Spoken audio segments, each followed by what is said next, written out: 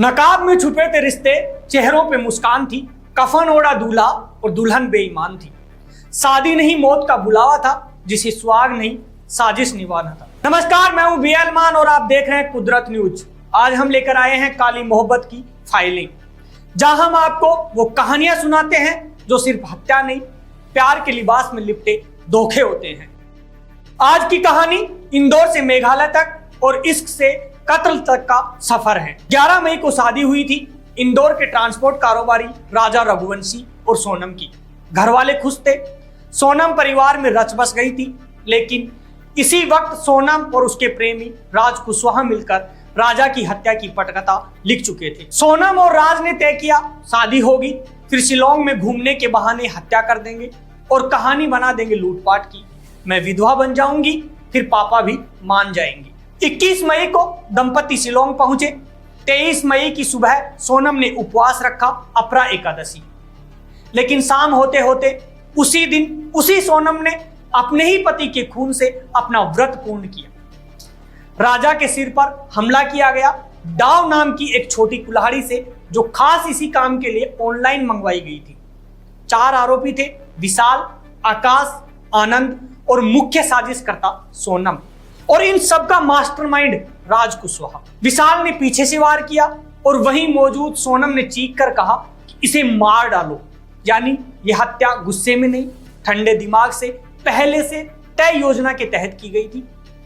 हत्या के बाद सोनम शिलोंग से गुवाहाटी, फिर ट्रेन से यूपी निकल गई। लेकिन पुलिस को सबूत मिल चुके थे, सीडीआर, होम स्टे की सीसीटीवी फुटेज, आकाश की बाइक और राजा की मोपेड। जैसे ही इंदौर में राज कुशवाहा गिरफ्तार हुआ, सोनम को एहसास हो गया कि अब पर्दा उठ चुका है।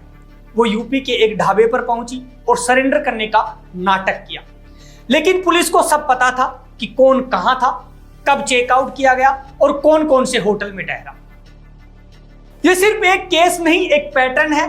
राजा सोनम की कहानी कोई अकेली नहीं है। सन 2023 में उत्तर प्रदेश में शादी के तीसरे दिन पत्नी ने प्रेमी के साथ मिलकर पति की गला घोटकर हत्या कर दी थी।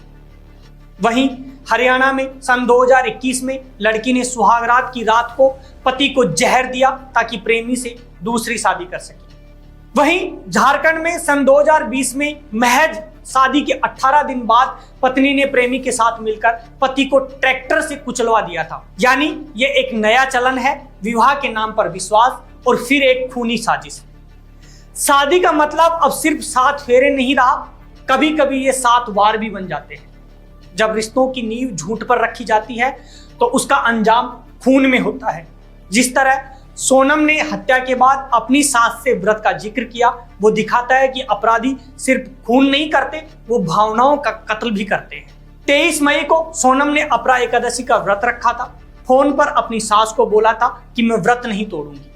लेकिन उसी दिन उसके इशारे पर पति का खून बहा दिया गया। क्या व्रत का मतलब पाप से मुक्ति है या पाप की पूरी प्लानिंग करना?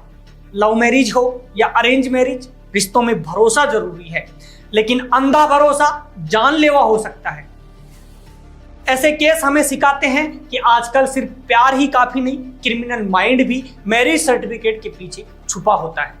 अंत में इतना ही कहना चाहूंगा कि इश्क ने फिर से एक लाश चुपचाप गिरा दी, साजिश ने फिर से मासूमियत जला दी, नकाब के पीछे था खूनी इरादा और शादी बनी एक स्क्रिप्टेड कत्ल का वादा। मैं हूं बीएल मान और ये थी आज की काली मोहब्बत की एक फाइल, जो सिर्फ अपराध नहीं, समाज का आईना भी है।